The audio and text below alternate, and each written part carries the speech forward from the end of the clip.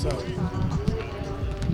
How different do the Nuggets look with Adelman at the helm than they did with Malone? I'm not going to get into that. Yeah, I'm not going to get into that. I mean, they got a good team. Adam's a good young coach. I thought Mike Malone did a great job when he was there, winning the championship. But I ain't going to get into the comparison. What are the challenges of preparing for a team when Adelman's only been at the helm for 3 games? He might do some things differently.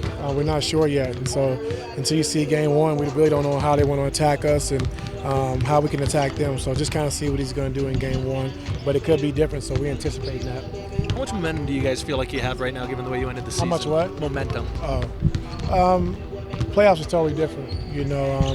What we had to do to in the regular season to get to this point to be a playoff team without being the play-in was huge for us. But we understand that going to the playoffs is a totally different season.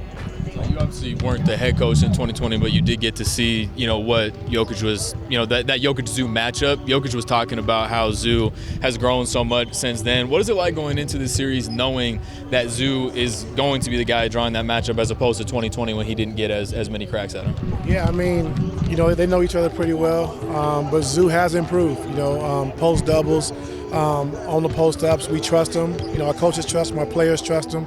And he's been really good for us. And so we know Joker's going to be a lot to handle. It won't be, Zoo by itself, a lot. But we understand that it's a tough task for Zoo. We got to keep him out of foul trouble, keep him on the floor, and just kind of go from there. To that point, DJ was saying that if ever he's guarding a guy who's, not as much of a shooting threat, he's going to be able to help Zoo. How much of a benefit is it for you guys to have guys like DJ, have guys like Nico who are really good in that particular defensive role? Yeah, I mean, it's good. I mean, to have length and athleticism, different guys you can throw at them, different guys that can play passing lanes, help and get back to their matchups as well. So it's going to be huge for us, but we'll see what happens. So how do you envision using Ben Simmons in this series? Like I said, I think he's, been great for us, switching 1 through 5. I think the pace he's brought us for that second unit has been phenomenal.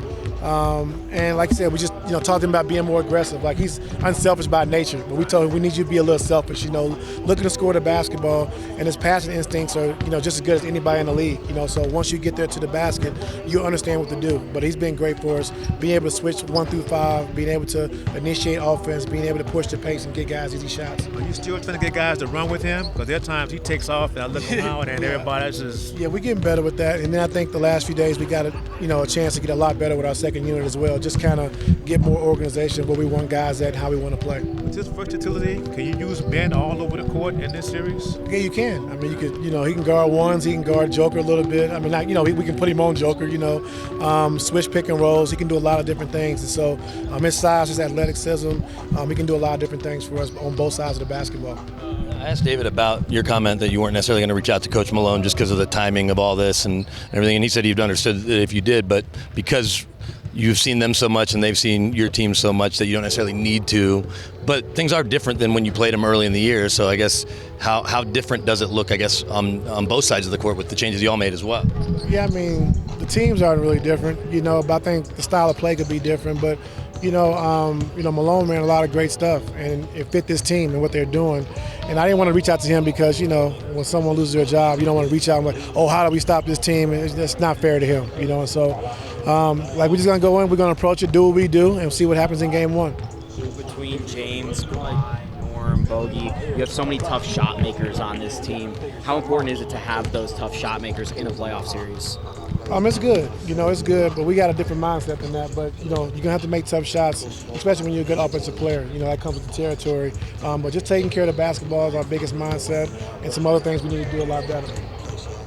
What's it been like just working with James from a coaching and preparation standpoint, like collaborating with him as you're preparing for a playoff series? Yeah, it's been great. He understands the adjustment they made in games 3 and 4 to try to guard him, what they did different. And we just need him to be aggressive and have an attack mindset when they do play that kind of defense. And so other than that, he's James. That's why he's an all-star. That's why he's a Hall of Famer and all those things. But just knowing how teams are trying to guard him, what they're trying to take away, and he has to be aggressive.